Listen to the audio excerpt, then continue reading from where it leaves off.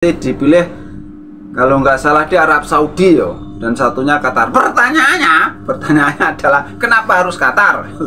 Kenapa ini tidak dilaksanakan di tempat yang netral? Andai saja ada sentuhan berkelas setelah merebut kembali bola, kehilangan seorang playmaker seperti Marcelino jelas menjadi masalah, dan kerjasama jarak pendek di poros tengah dengan terlalu sedikit kreativitas tidak terlalu berjalan baik, yang menyebabkan peningkatan umpan panjang. Tapi kalian masih berhasil memberikan tekanan yang cukup hingga mereka melakukan pelanggaran, mendapatkan penalti darinya, dan mencetak gol. Mulai sekarang ini hanya akan menjadi masalah ketenangan. Semoga berhasil. Kerja bagus Indonesia, selamat untukmu. Tim nasional Indonesia punya masa depan yang bagus. Selamat, timnas Indonesia, masa depan kalian sangat cerah. Salam terbaik dari Vietnam. Tackle yang lembut plus drama, sungguh luar biasa. Aku rasa wasit pun takut kalau tidak memberi penalti. Nanti tidak bisa keluar dari Indonesia. Tidak pasal-pasal kena rusuh.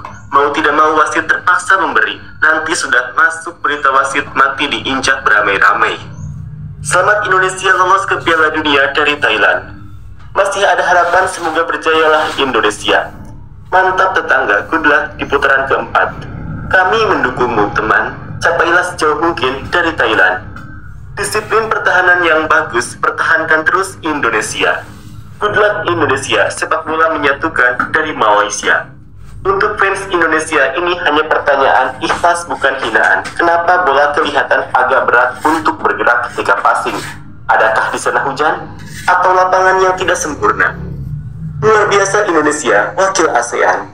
Indonesia bisa, salam dari Malaysia.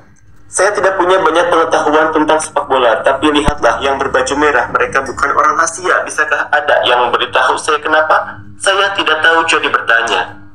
Tidak ada gameplay, permainan yang terstruktur, menarik sama sekali dari kedua tim. Semoga diperbaiki di babak kedua. Kalau begini mau main Piala Dunia, alamat bakal jadi lauk, kalah telak lah. Begitu saja gameplay Belanda Gradecep. Tiongkok penduduknya banyak, tapi kok tidak ada satupun yang jago main bola ya? Hari ini Indonesia bermain agak buruk. 4 pemain asing Indonesia tadi bermain cukup bagus juga ya. Dengan segala hormat kepada negara Indonesia, saya masih berpikir tim ini bukan milik ASEAN. Saya menunggu tim Indonesia yang sesungguhnya dengan setidaknya 80% pemain lokal, darah 100% Indonesia. Berharap penalti saja ya Indonesia ini. Kalau diperhatikan betul-betul, seharusnya bukan penalti pun karena bola sudah keluar. Mainnya tidak pandai-pandai amat pun. Saya rasa begitu juga, tapi mereka mewakili seluruh kawasan ASEAN, jadi saya pikir kemenangan tetap yang terpenting. Bagi teman-teman yang belum jelas, Asia mendapatkan 8,5 slot untuk putaran final Piala Dunia 2026. Saat ini Indonesia sedang berpartisipasi di babak ketiga kualifikasi Piala Dunia zona Asia. Babak ketiga terdiri dari 3 grup, 6 tim juara grup dan 6 tim runner-up. Dari 3 grup tersebut akan langsung lolos ke putaran final Piala Dunia 2026. 6 tim yang menempati peringkat ketiga dan keempat dari 3 grup tersebut akan dikumpulkan menjadi 2 grup lagi. Masing-masing grup berisi 3 tim. Mereka akan bermain dalam format kandang-tandang. 2 tim juara grup dari babak ini akan langsung lolos ke putaran final Piala Dunia 2026. Sementara itu, 2 tim runner-up dari 2 grup ini akan saling berhadapan untuk memperebutkan setengah slot tersisa. Tim yang memenangkan pertandingan tersebut kemudian bisa bermain melawan tim dari zona Oseania, Afrika atau Amerika Selatan untuk memperebutkan 1 slot terakhir. Semoga penjelasan ini membantu untuk memahami format kualifikasi Piala Dunia 2026. Melihat salah satu anggota ASEAN punya kesempatan seperti itu, kita harus berharap dan jangan iri. Jika Indonesia bisa melakukannya, suatu hari nanti Vietnam juga pasti bisa. Iri sama saja dengan tidak bisa makan anggur, malah dibilang anggurnya masih mentah. Selamat untuk Indonesia.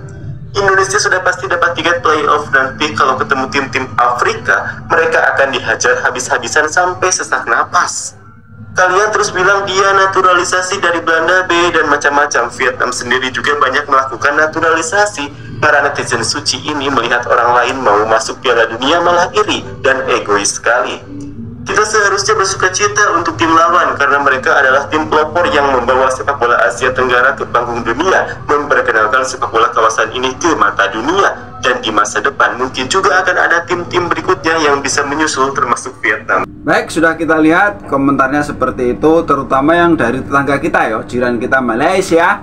Ini kebanyakan komentarnya negatif ya untuk dari orang Malaysia ini, yang mengatakan bahwa tim Indonesia itu tim Belanda lah atau bagaimana, atau juga yang mengatakan bisa menang tapi lewat penalti. Loh. Mereka tidak pernah berpikir bahwa melawan tim yang sangat kuat. Kita tahu bahwa Cina kan juga pernah sebagai wakil Asia di Piala Dunia itu merupakan sebuah merupakan tim yang cukup kuat di Asia. Menang dengan 1-0 itu sangat bagus, tetapi mereka tetangga kita ini selalu memandang rendah saja. Tetap dipandang rendah gitu loh, bahwa menang kok cuman penalti gitu. Masih diledek begitu saja dari jiran kita ini.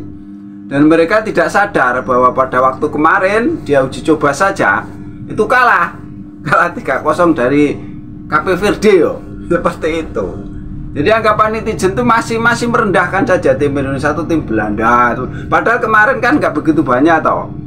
Kemarin waktu yang diturunkan itu ada Ricky Kambuaya, ada Rizky Ridho, terus ada Fikri yo, Sepowi, Egi, Maulana Fikri itu, terus tambah satu lagi, pokoknya ada 4 lah ya. Ada 4 dari Liga, dari orang-orang yang bermain di Liga, teman-teman yang bermain di Liga, anak-anak kita yang bermain di Liga, itu ada 4. Tapi tetap aja yang dari pihak Malaysia ini selalu saja netizen ini menganggap remeh tentang Indonesia. Tapi kalau kita lihat komentar tadi dari tetangga kita yang dari Vietnam, dari Thailand itu ada juga 1-2 yang mengomentari kita harus dukung. Memang harus didukung toh, Indonesia itu satu-satunya wakil Asia Tenggara yang saat ini bisa lolos ke ronde keempat. Ronde keempat judulnya gitu. Komentarnya kan begitu, tapi tetap aja jiran kita ini selalu berkomentar dengan komentar-komentar yang negatif. Ya biasalah. Itu sesuatu yang biasa. Kita kan tahu bagaimana mereka loh. Jadi gini kawan, untuk ronde keempat ini nanti juga sangat disayangkan loh. Dalam artian Indonesia merupakan satu-satunya tim dari luar Timur Tengah. Dan nanti di ronde keempat ini akan dilaksanakan sistem tuan rumah toh. Dijalankan di satu tempat dan nanti dipilih kalau nggak salah di Arab Saudi yo, dan satunya Qatar. Pertanyaannya adalah kenapa harus Qatar? Kenapa ini tidak dilaksanakan di tempat yang netral? Tadi baru saja saya nonton videonya Coach Justin. Ya bener juga sih. Kenapa harus di Qatar? Kita pernah mengalami trauma yang sangat berat kalau di daerah Timur Tengah yo. Waktu dulu Piala Asia atau apa tuh Qatar tuh, kita pernah agak sedikit dalam tanda kutip dicurangi. Itu kemudian waktu di Bahrain yang seperti itu, kita tahu semua kenapa harus di Qatar itu loh, di putaran keempat ini. Jadi cukup mengkhawatirkan tahu-tahu istilahnya siapa tahu nanti itu tim Indonesia itu dicurangi gitu toh. Jadi ya semoga saja nanti tim kita ini semakin solid, tidak peduli main di mana gitu loh. Karena kan seandainya itu bisa main di Indonesia, di GBK tentu berbeda. Bermain kandang dan bermain di tempat orang itu berbeda. Dan kita tahu kemarin waktu Bahrain lawan Arab Saudi penontonnya nggak banyak loh. Beda kalau Indonesia lawan Cina kemarin tuh. Itu kawan. Jadi ya cukup putar-ketir juga nih nanti ronde keempat kita lolos. Tetapi penyelenggaraannya nantinya itu di 2 negara, Arab Saudi dan Qatar itu juga cukup duk-duk-ser kan gitu. Oke, cukup sekian reaksi dari Pak Gabut. Ada salah kata mohon maaf. Ada yang baik ambil sebagai pelajaran, yang jelek buang saja. Pak Gabut official. Wassalamualaikum warahmatullahi wabarakatuh.